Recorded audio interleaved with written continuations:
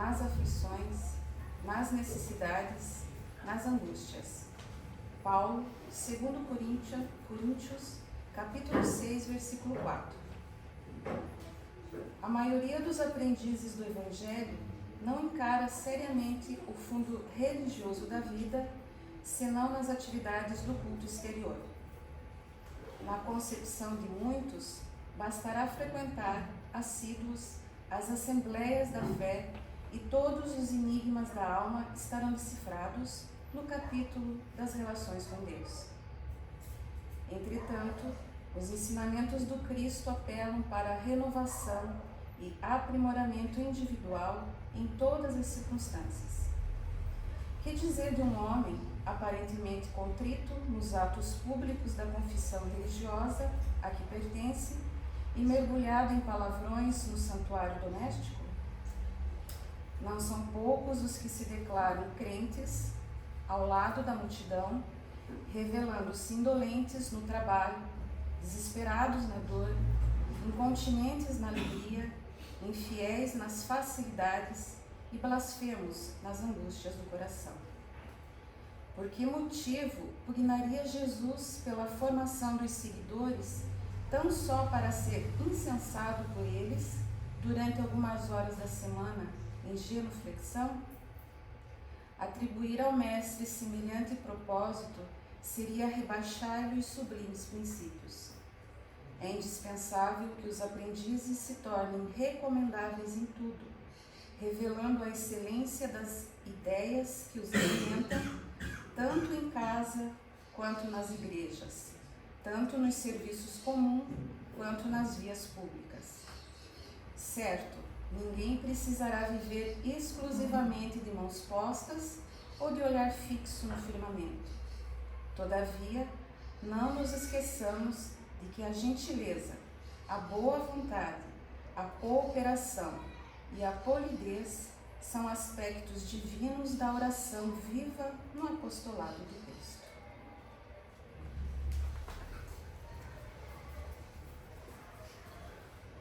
Antes da nossa prece inicial, gostaria de dar um aviso. As nossas irmãs voluntárias da casa se reuniram ontem e com muito amor e carinho fizeram lasanhas para que pudéssemos oferecer a vocês e ajudar a nossa casa, ajudar na manutenção da casa. Então quem puder ajudar e quiser apreciar as lasanhas, elas estão na saída da sala do passe. Obrigado. Então vamos à nossa prece inicial. Vamos serenar nossas mentes, acalmar nossos corações, levar nossos pensamentos à espiritualidade superior, mentalizar a figura do nosso Mestre Jesus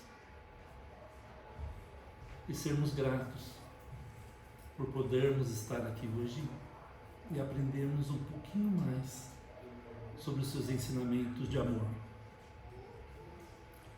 Agradecer também aos benfeitores espirituais da casa, que sempre com tanto amor, cuidado e dedicação preparam esse ambiente para nos receber, possibilitando o nosso equilíbrio físico, mental e espiritual. Gratos ainda, Senhor, por ter nos dado essa doutrina dos Espíritos, essa doutrina tão consoladora que veio para nos esclarecer, nos mostrar a importância de estarmos reencarnados nesse planeta, a importância do trabalho, do estudo, do raciocínio, para podermos desenvolver em nós o autoconhecimento, para trabalharmos em nós as nossas imperfeições, nos tornando pessoas melhores e transformando esse mundo num mundo melhor, um mundo de amor, paz e regeneração. E gratos por tudo que nos dás todos os dias, pedimos a permissão para darmos por aberto os trabalhos de hoje. Muito obrigado e que assim seja. E hoje temos a felicidade de receber o nosso irmão Paulo Davi Choinski. Ele é do Centro Espírita Paz. É a primeira vez que ele vem, atende o nosso pedido. Vamos recebê-lo com muito amor e carinho para que ele volte mais vezes. Paulo, seja bem-vindo, fique à vontade, a palavra é sua.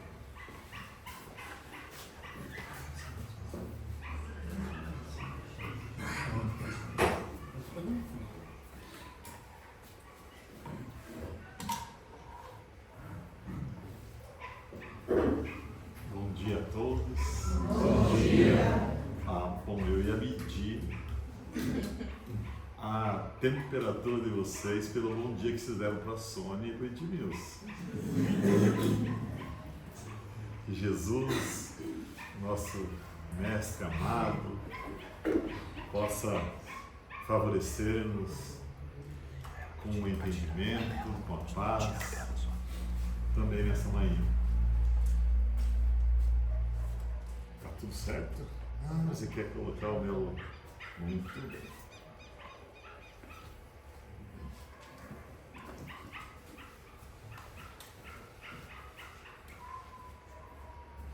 O Edmilson disse que eu vim pela primeira vez aqui, né, Edmilson? Mas eu já vim uma vez aqui. Já? No milênio passado. A gente que já não tem tanto cabelo assim, a gente conta a história do milênio passado. Né? Mas voltar a essa casa, estar aqui com companheiros afetivamente tão calorosos, né? E não é só porque o sol raia lá fora, ver os jovens, as crianças sorrindo, é porque efetivamente é uma casa que tem muita lasanha, né? Que tem essa comidinha que é o comfort food, né? Seja aquela comida gostosa que apacenta os corações, que acarinha as nossas mentes com a mensagem revigorante e consoladora de Jesus. É bom ver que essa mensagem chega para mim lá do outro lado da cidade, lá no São Brás, até no Alto Boqueirão, a gente vê a luz do Evangelho sendo propagada com tanta alegria. Muito obrigado pelo convite, desde já. Aqui o nosso tema, a morte e seus mistérios. Esse é um tema que, desde quando nós começamos a refletir para que pudéssemos estar com vocês aqui nessa manhã, nos trouxe uma reflexão especial, que esse é um assunto muito particular, ou seja, é um assunto que cada um de nós precisa desenvolver e trabalhar esse dentro da nossa intimidade. Por quê? Essas características que se dão à morte, elas vão levando-nos a reflexões que, embora elas possam ser feitas como nós vamos fazer de caráter geral, entretanto, elas necessitam fazer um olhar para a intimidade, porque cada um de nós se envolve e recebe as informações desse momento da morte e que todos nós estamos caminhando nessa direção. Eles trazem para nós informações próprias, tanto para aquele que está no processo da desencarnação, para o processo da morte, para o processo da despedida desses momentos aqui de ordem material, tanto para aquele que acompanha o processo como partner, como estar junto naquela condição de quem está dando um apoio nas condições últimas da existência daquele indivíduo. Então, olhar para a morte dá esse condão de visualização íntima, individual e eu poderia dizer também única, porque aquele momento traz notícias que a gente não tem condições de transferir o conhecimento. Ou seja, eu não consigo tirar daquilo que eu experimentei e dizer assim, ó, toma lá, esse é o meu conhecimento a respeito da morte. Assim como, só para a gente estabelecer um exemplo, né? Como é que eu vou explicar para um indivíduo que é um cego de nascença qual é a cor vermelha? Como é que explica para uma pessoa que nunca viu a cor vermelha?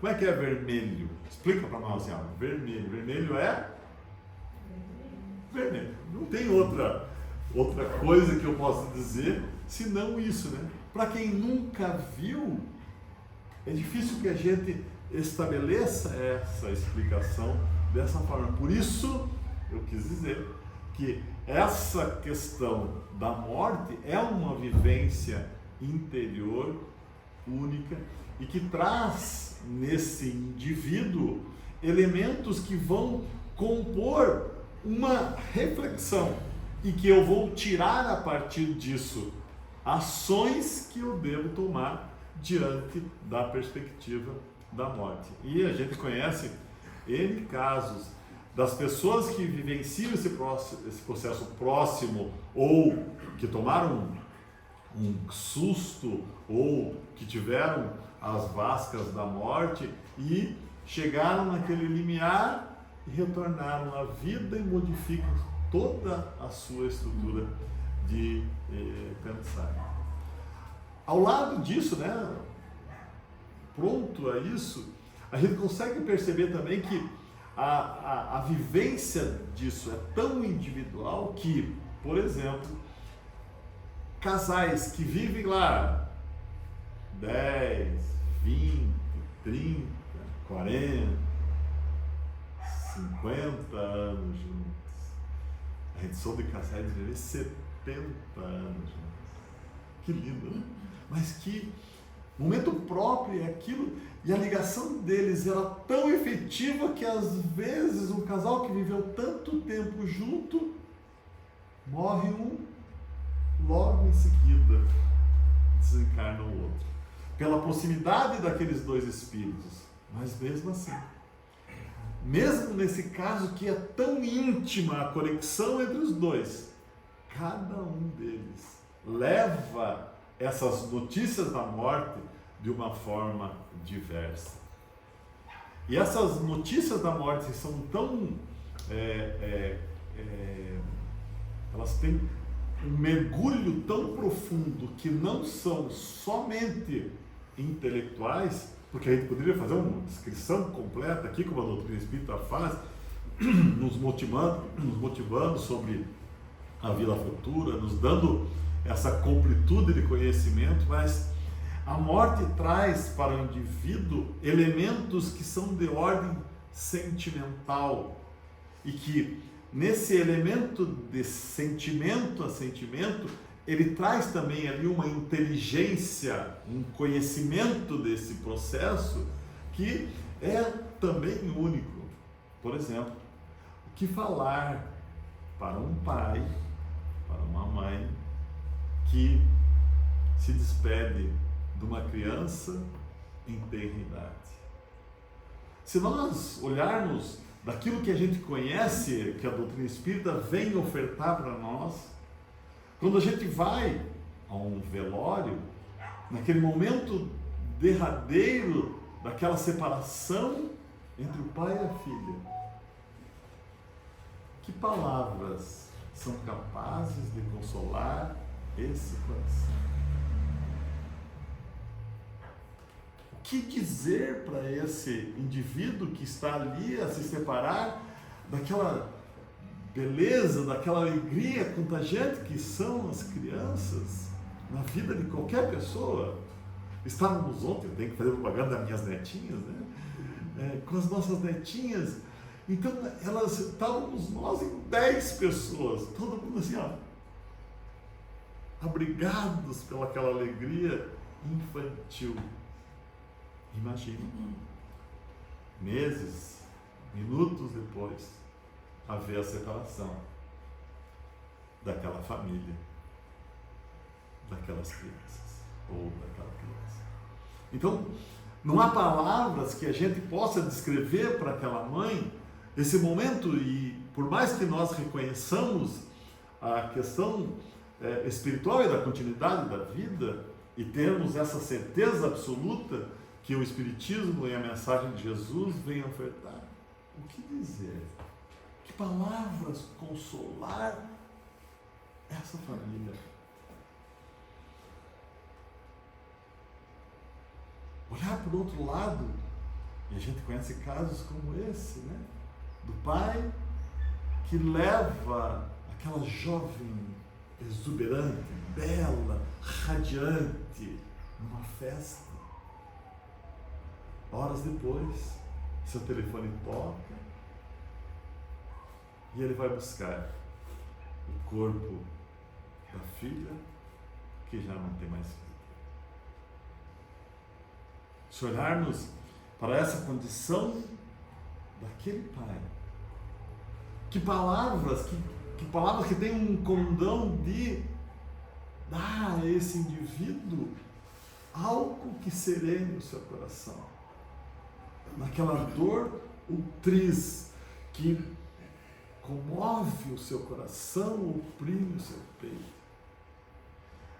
E é dessa experiência que nós estamos falando diante da morte, que é a única das relações que existem entre pai e filha, entre marido e esposa, amigos, enfim, as relações diversas, cada um ao seu turno sente de uma forma distinta, ora como amigo, ora como marido, como filho. As relações para aquele que parte é diferente daquele que tem a sua companhia já afetada pela ausência daquele que partiu. Então, essa questão grave que é a morte, e que dá para nós a conotação dessa separação, e que realmente encontra em nós um pedido urgente de reflexão, e a gente não pode se despedir desse assunto sem parar um minuto e dizer assim: puxa, houve um momento da nossa encarnação, para alguns há mais tempo, que a gente nasceu. E nesse dia, que até o Edmilson nasceu, começou o momento que ele tinha um dia a menos da vida. Mesmo os olhos coloridos do Arthur aqui na minha frente. Jovem, exuberante. O caminho é único para todos nós.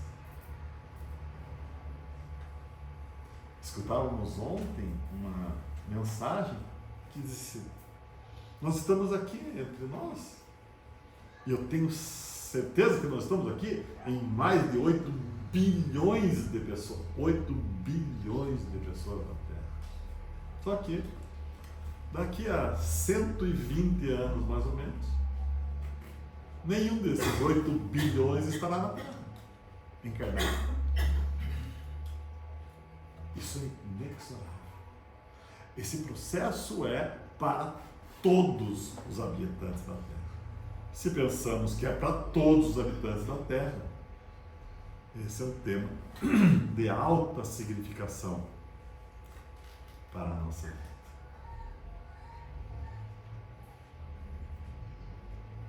Coloquei vocês num lugar difícil, né? Mas veja, eu podia acusar vocês mais coisas, né? Agora são, é isso? 10, 20?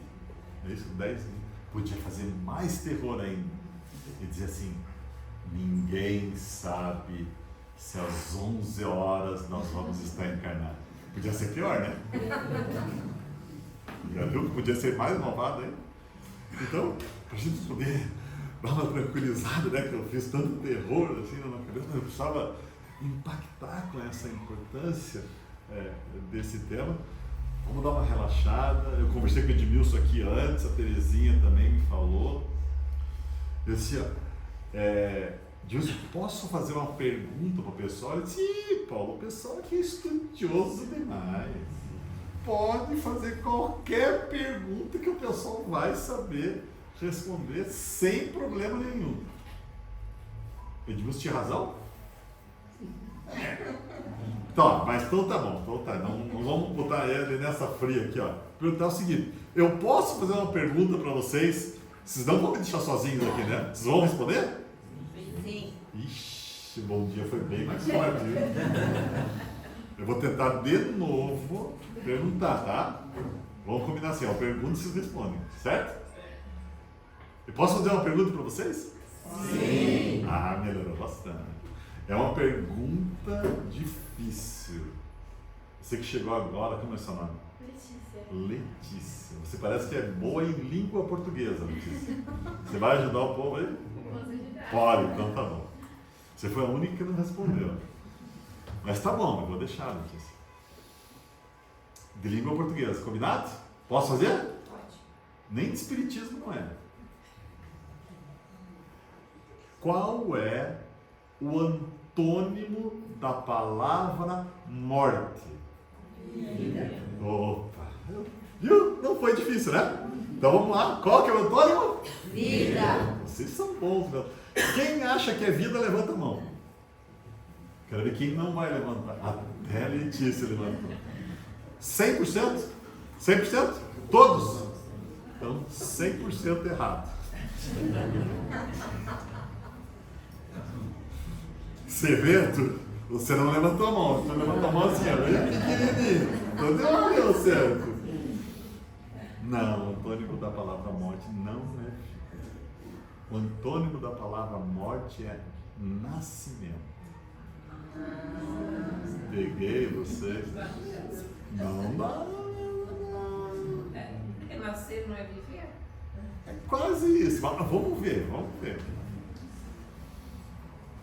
Por quê? Como eu brinquei aqui com o nascimento dos jovens aqui à minha frente, né? No momento em que a gente nasce, a gente se encaminha para a morte, né?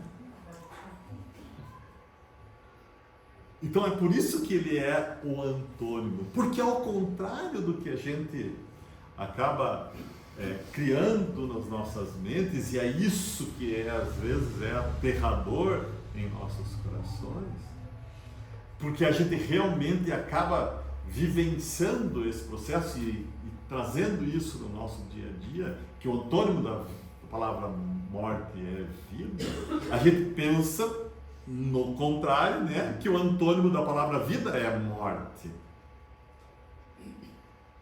Entretanto, no momento da morte, há uma exuberância de vida absurda. Se a gente imaginar naquele cadáver ali colocado, dali a algumas horas, a quantidade de organismos ou micro-organismos que vão se proliferar a partir daquele cadáver. Se a gente olhar, e todos aqui acho que assistiram em algum momento da vida o Discovery, né?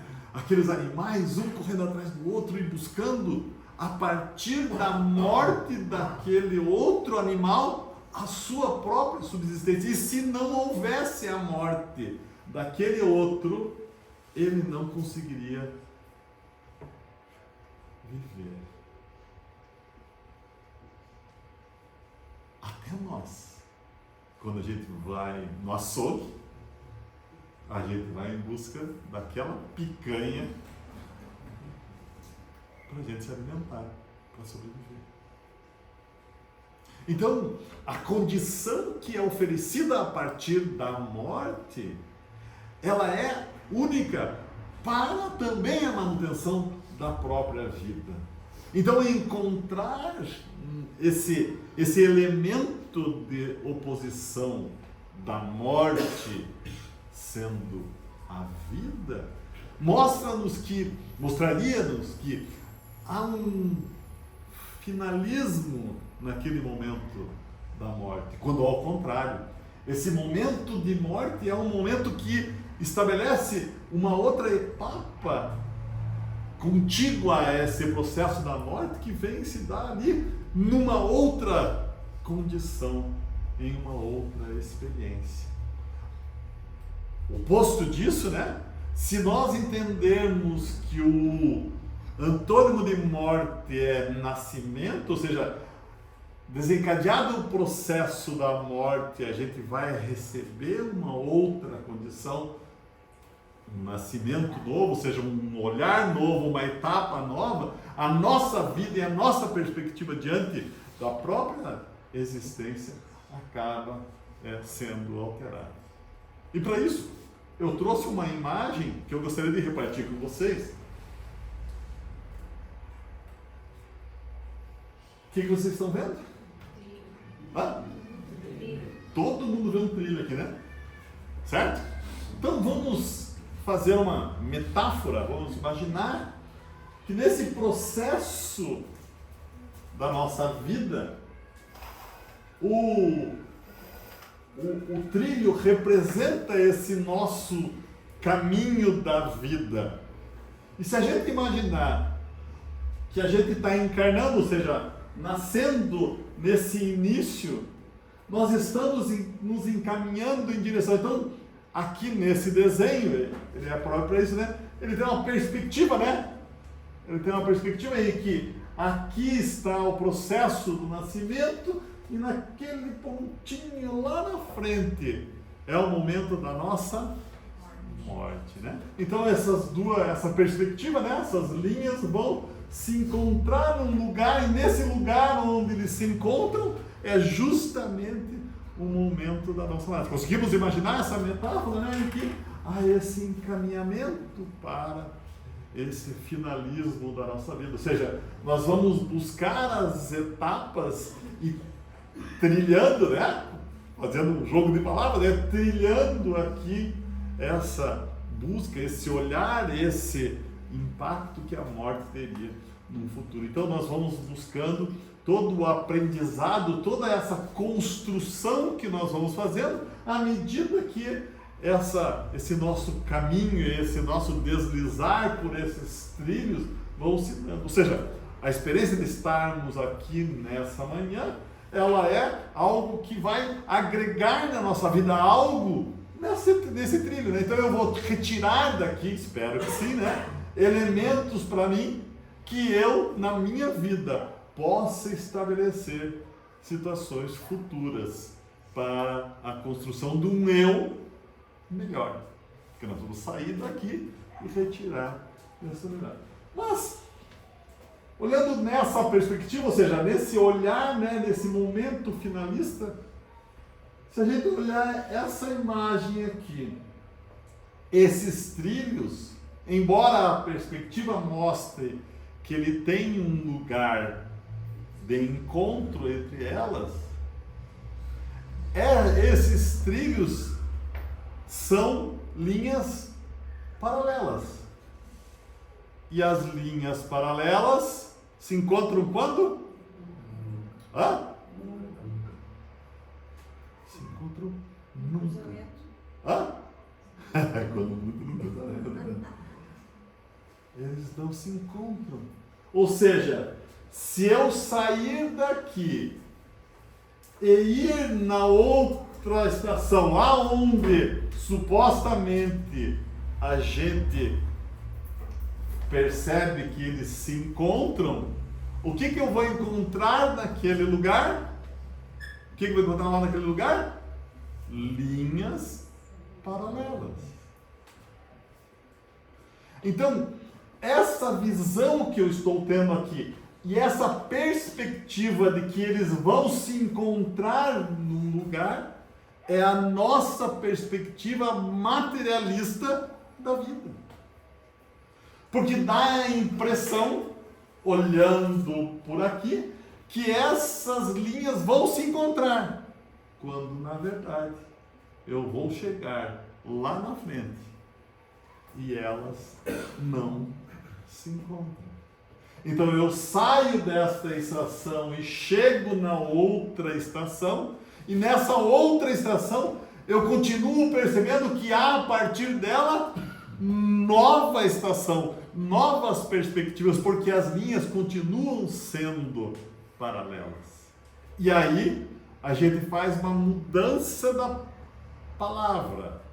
Então, enquanto eu encontro essa linha, ou seja, essa linha férrea como sendo a minha vida, eu digo que essas estações que eu vou passando são as minhas existências. Porque vida nós temos apenas uma. E daí nós vamos de estação em estação buscando as experiências daquela existência.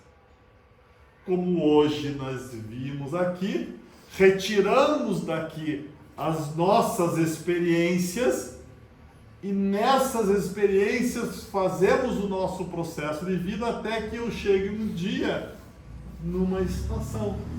Ao final desse meu processo, dessa atual encarnação, dessa atual existência. Entretanto, ao chegar na outra estação, eu olho para o lado e eu continuo vivo. E vivo continuarei a partir dessa mesma vida. Pergunta a minha esposa, tão bela e charmosa, faz sentido isso para vocês? E aí, aquela coisa que nós começamos cheio de terror no início, que a gente tem medo da morte, a gente vai perceber que eu cheguei apenas em uma estação. Vejam, isso é muito importante.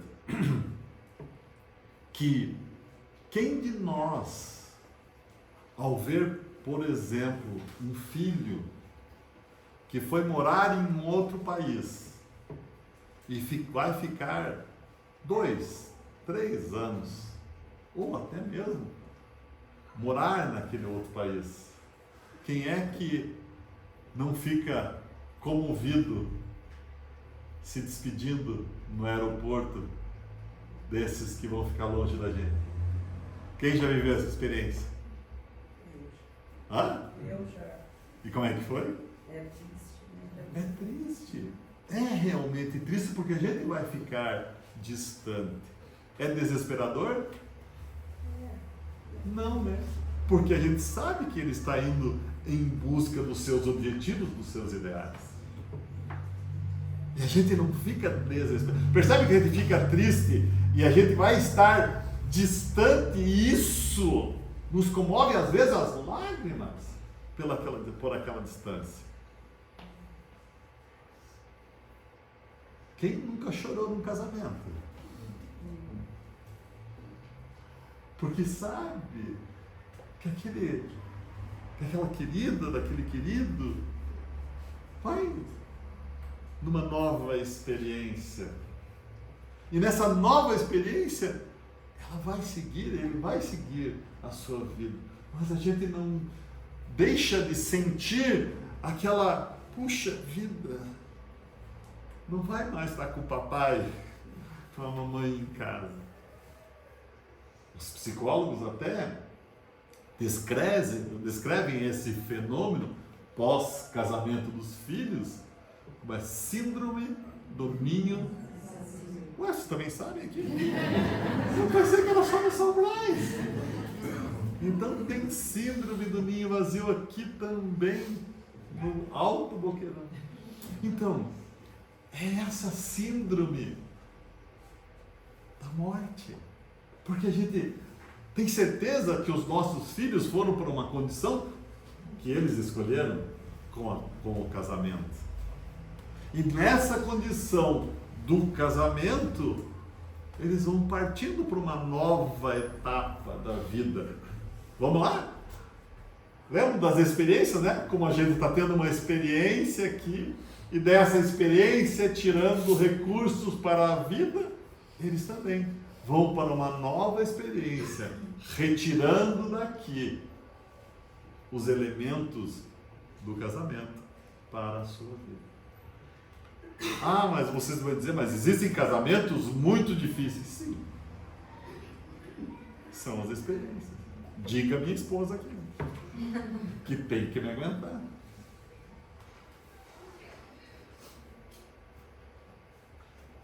E é esse passo a passo, essa estrutura paulatina é que vai dando corpo a isso que somos nós agora.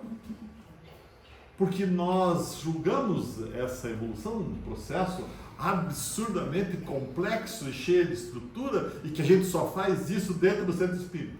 Não. A gente faz a partir de todas as coisas, todas as circunstâncias da vida. E agora eu vou fazer uma acusação fatal para vocês. Que seria melhor vocês todos fugirem antes de eu fazer essa acusação. Se querem fugir, eu vou dar uma chance. Não querem fugir? Olha só. Depois do dia de hoje, com o conhecimento que vocês adquiriram hoje, ao sair daqui, vocês são mais responsáveis do que ao a quem entrar. Que acusação, hein? Porque, em tese, vocês têm um conhecimento a mais, uma experiência a mais. Sairmos daqui renovados é uma acusação forte, mas única para cada um de nós. E se isso não acontecer, a mensagem dizia isso, né? De nada adianta ir às igrejas. É o texto da leitura. De nada adianta ir às igrejas se eu não sair da igreja com uma nova perspectiva para mim. Estamos caminhando juntos? Foi muito duro na acusação? Realista. Ai. Como eu estou cheio de história hoje, tenho mais uma metáfora. Porque vocês estão vendo. Vamos combinar? Pergunta aí. O que vocês estão vendo? Opa, muito. Oxa. A escada é a nossa nova metáfora. Nós vínhamos falando da evolução e aqui para nós a escada representa também o nosso processo evolutivo. Só que aqui eu preciso fazer um adendo, um parênteses da nossa conversa. As metáforas, elas carregam em si elementos para a gente tirar, para entender melhor uma coisa, só que eles escondem coisas que não são tão verdadeiras. Esse é o processo, tá? A escada aqui, é isso, eu já vou explicar o que tem de não tão verdadeiro na escada, mas está aqui para a gente poder refletir. Bom, a primeira coisa que eu quero que vocês observem aqui é aonde a escada dá. Qual é o fim da escada? O céu, né? Veja só, metáfora, fim da escada, céu. Já viram isso em algum lugar? Já, né? Tá. Muito bem. Se vocês chegassem ao último degrau dessa escada, o que vocês acham que iam encontrar lá?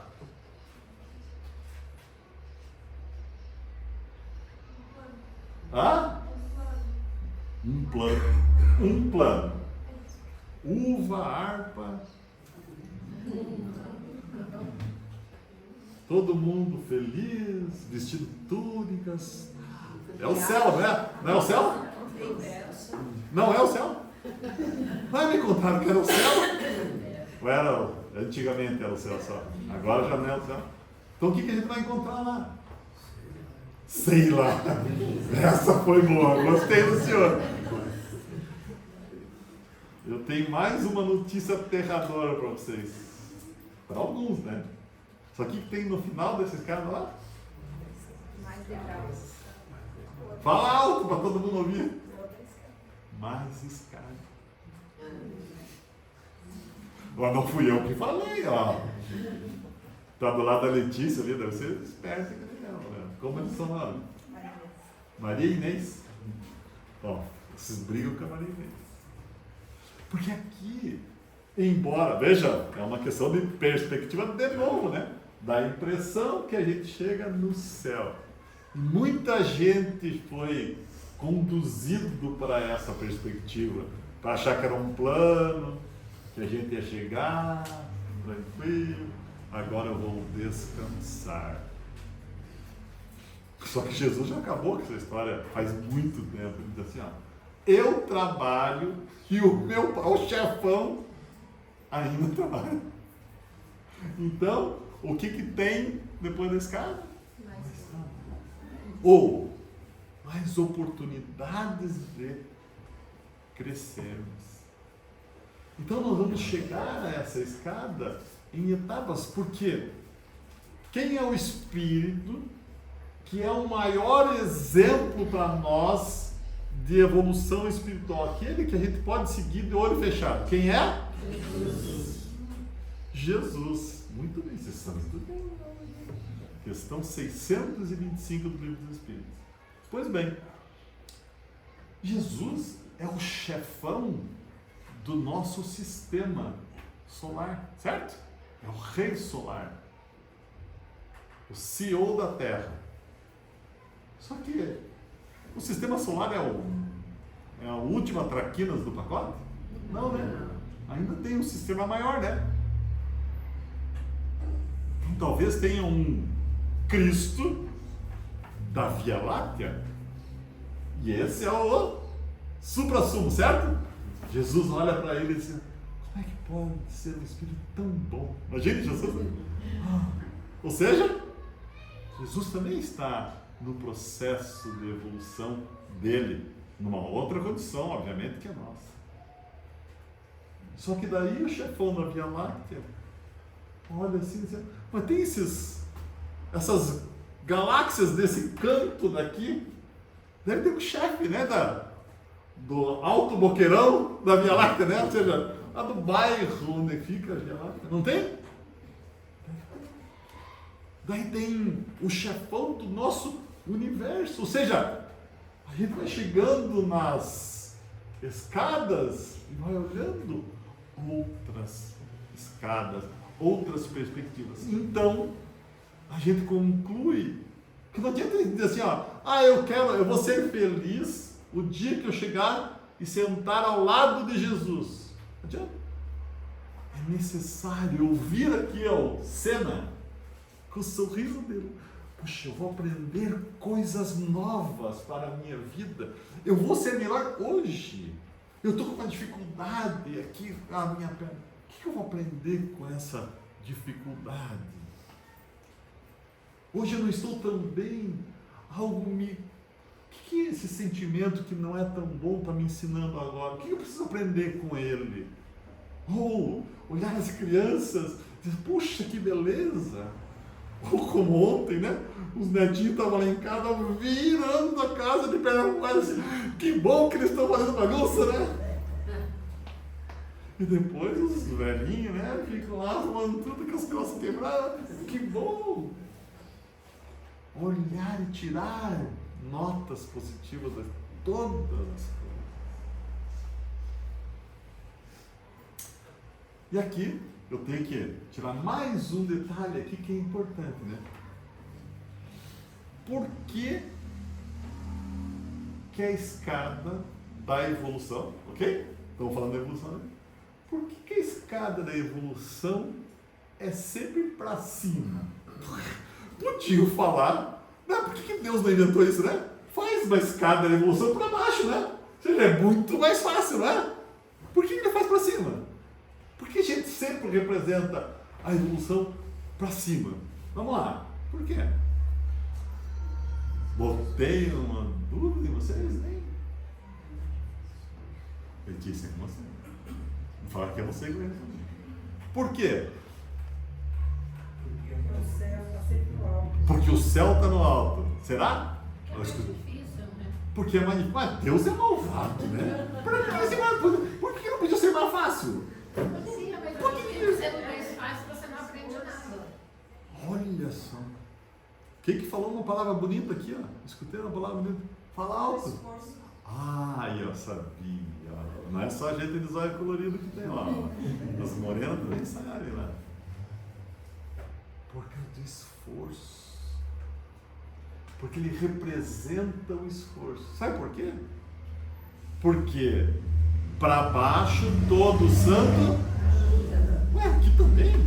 Pensei que era só no São Brás. Se você pega uma bola e solta numa descida, não precisa ter nada, ela desce sozinha. Só que, para que eu possa adquirir elementos acima, eu preciso me esforçar. E é nesse esforço que vem degrau a degrau, eu passando. Um a um. E daí o que acontece? Veja aí que é o legal da coisa, né? O esforço, eu estou no próximo patamar. Mas veja, quem está nesse patamar, vê coisas que quem está nesse patamar não vê. Então, o processo evolutivo, ou seja, o processo de enxergar as coisas numa perspectiva maior, melhor, mais alta, mais abrangente, é quem enxerga o mundo nessa perspectiva mais alta. E esse esforço é que nos coloca naquele lugar. Quem faz academia aqui? Quem? Ah, eu sabia que você era brasileiro. Supino, você vai fazer uns 140 quilos. Não, só uns 100, né? Não, eu, por exemplo, só faço com a barra, né? Sem coisa nenhuma, né? Daí, como é que a gente vai na academia lá? Ah, aqueles experientes da academia que levantaram a mão. Como é que é? Quando você atinge aquilo, o que o professor faz? Aumenta. Olha que sacanagem. Porque ele quer o nosso mal, né? Não. Por que ele põe mais carga? Desafio para você. Porque a gente já chegou num patamar e quer...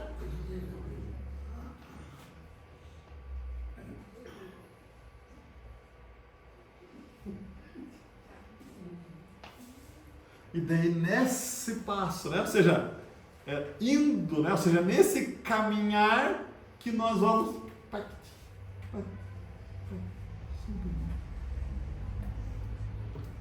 paulatinamente. Eu estou fazendo propaganda de mim, né? Paulatinamente.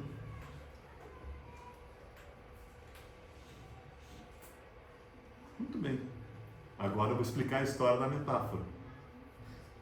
Só que primeiro, que a evolução não é uma escada.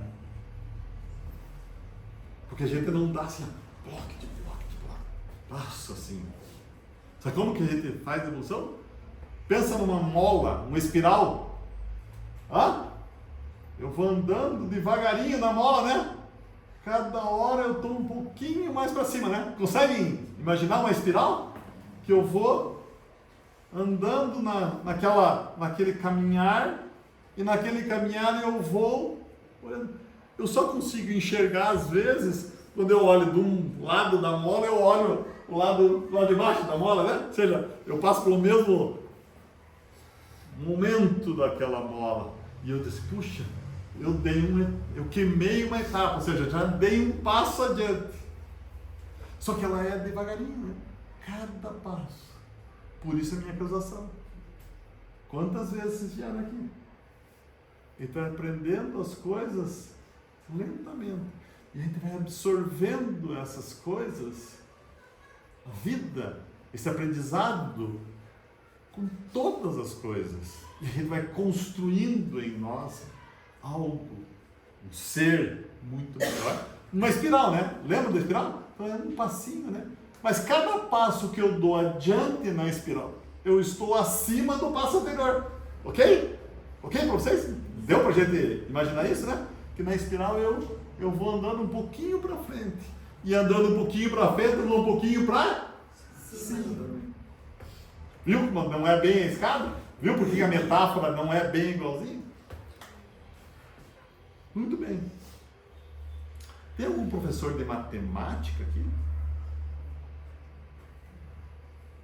De língua portuguesa eu sei que não tem, né? Porque não sabe que o Antônio demora. Tem algum professor de matemática que eu peguei aqui na curva? Engenheiro. Você me salvou agora, né? Se entende de fígado. Agora de construção, você sabe, você viu? Você viu? Então, de obra não se entende, né? De fígado não. Hã? Oi? Ah, o que fica, né? Depois da obra. Né? Eu também entendo de obra, tá vendo aqui que eu fiquei? Né? Mas então, gente, quem entende de obra não entende de fígado. Ou seja, sabe quantas escadas dessa tem? Pensa num monte. É mais do que você está imaginando. Porque eu vou precisar aprender a ser engenheiro, médico, eu preciso ser assalariado, preciso ser dono da empresa, preciso ser mulher, preciso ser homem, preciso ter muitos filhos, pouco filho, nenhum filho. Eu preciso andar em inúmeras escadas. Por isso eu não posso dizer que eu e o Arthur, eu sou muito menos evoluído que o Arthur. Qual que seria a próxima pergunta? Em quê? Em que o Arthur é melhor que eu? Em que escada ele está acima de mim? Para um dia a gente estar em todas as escadas naquele nível máximo. Então pensa quem é Jesus. Porque ele é o chefão da matemática, é o chefão da língua portuguesa, de medicina, de advocacia, de engenharia. Todas as áreas ele é o cara. Falta alguma coisa para nós? Sim.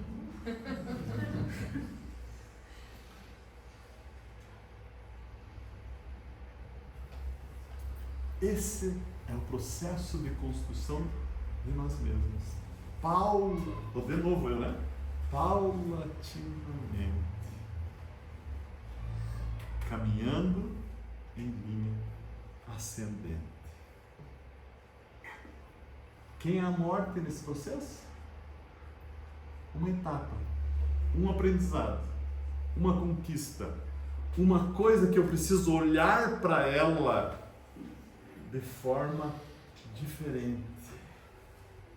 Eu preciso tirar dessa experiência a morte, que é uma dessas etapas, porque um dia eu vou chegar no aeroporto e com o meu lenço branco, né, me despedir com alegria, sabendo que o outro que está indo para ficar longe de mim vai para paragens diferentes, sem estar ligado, agarrado na gente.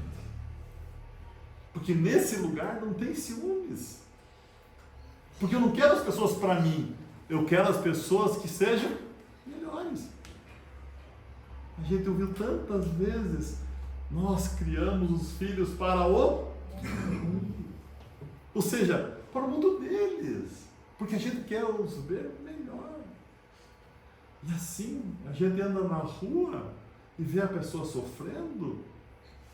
Eu também quero um mundo melhor para ela. Qual que é a contribuição que eu posso fazer para ela? Às vezes é 1 quilo de alimento, às vezes é um abraço, às vezes é olhar e saber o nome dela. É isso que ela quer naquele momento. E aquele que está do teu lado, o que ele quer? Às vezes, eu falando aqui de uma forma insensível, não sei que tem alguém ali chorando a perda de um ente querido. Então eu preciso falar com ele no coração, no sentimento, porque naquele momento ele precisa que eu simplesmente abrace-o E diga como Pedro, eu não tenho nada para te dar. Eu não tenho ouro, nem prata. Mas aquilo que eu tenho, também é teu. Porque é isso que ele está precisando naquele instante. Às vezes não é a explicação mais racional do mundo sobre as diversas reencarnações. Porque são etapas na nossa vida. Como a hora do almoço está chegando, eu prometo que vocês vão pegar a lasanha de vocês. E eu vou acabar com a minha atividade.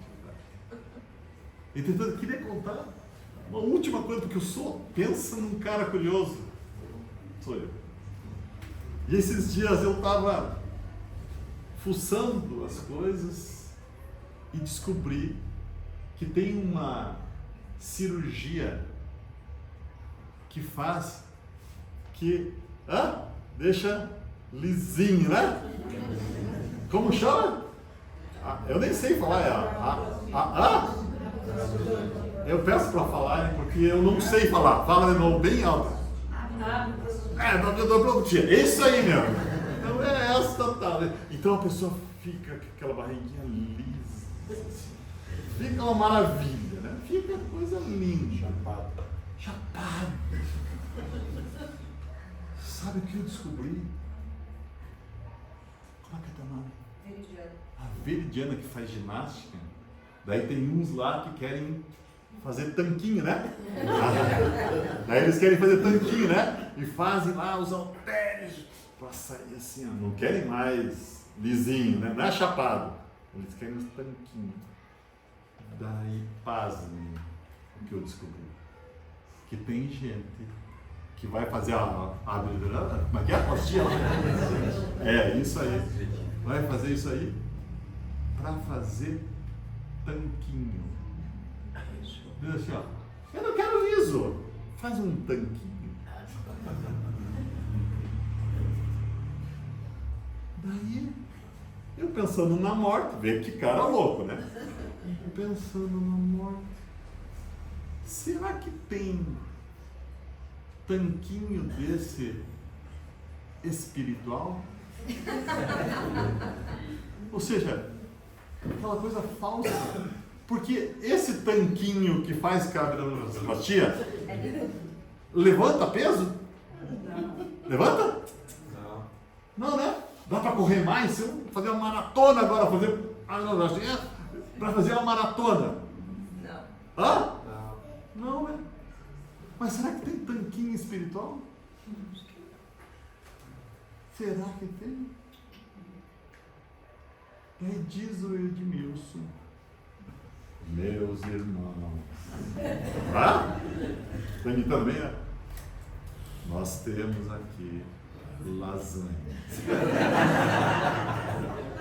Que as nossas irmãs ontem fizeram com muito carinho para você. Não foi assim que ele falou? Muito carinho para você. Já era o tanquinho. Mas espera lá.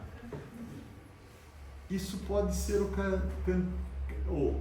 tanquinho espiritual. Por quê?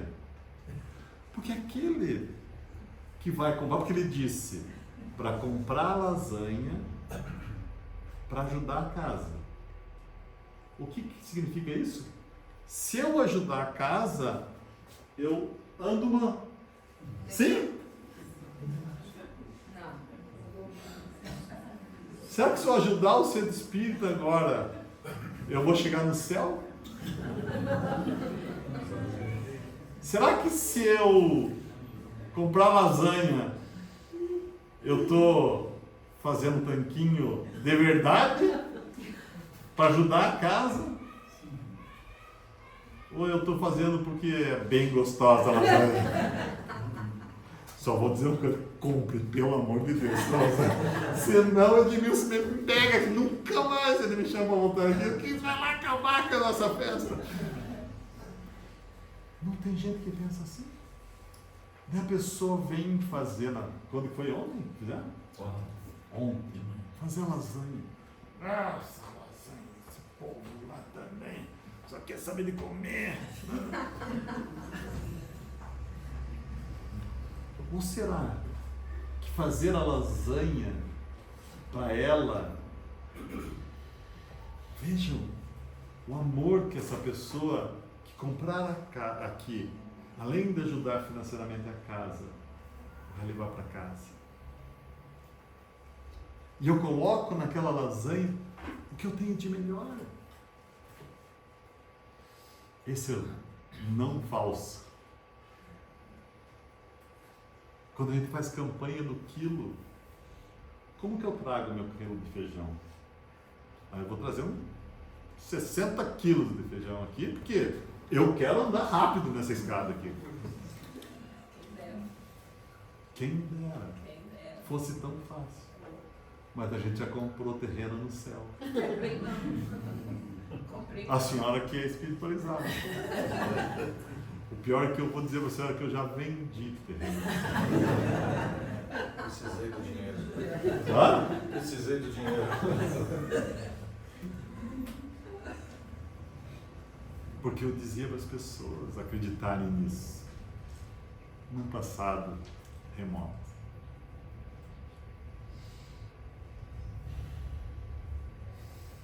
Porque eu queria fazer tanquinho.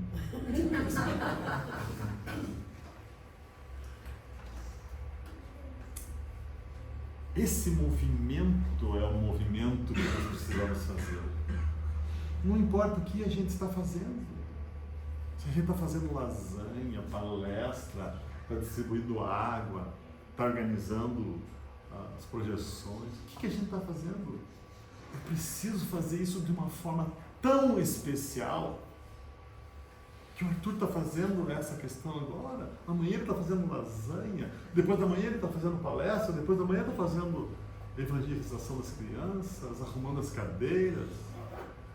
Mas ele está sendo um profissional melhor lá fora, sendo um ótimo pai.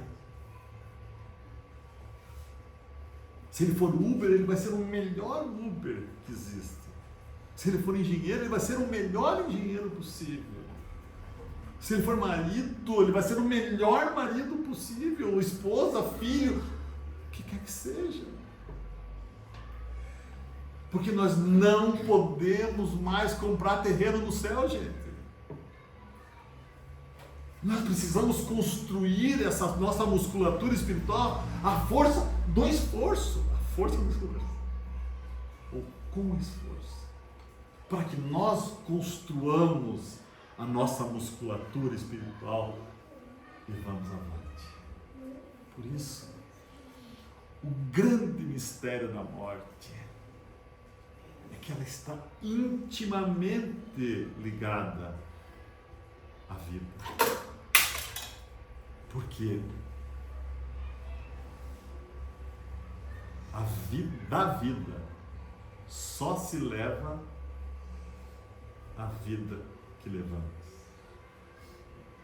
Então, que seja agora o nosso primeiro dia da eternidade, para construirmos um ser melhor e para que essa humanidade do futuro seja feita e erigida a partir das nossas mãos.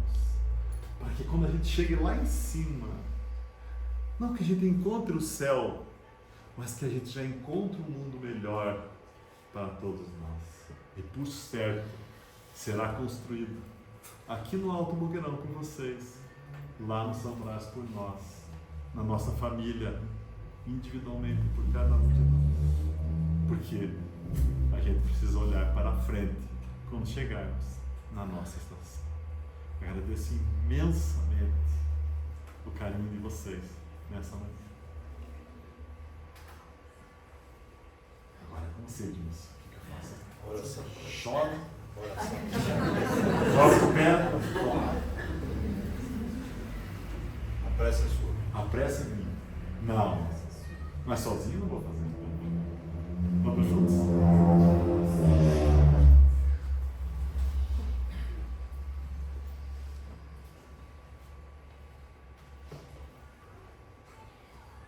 Senhor Jesus, Mestre excelente de nossas vidas,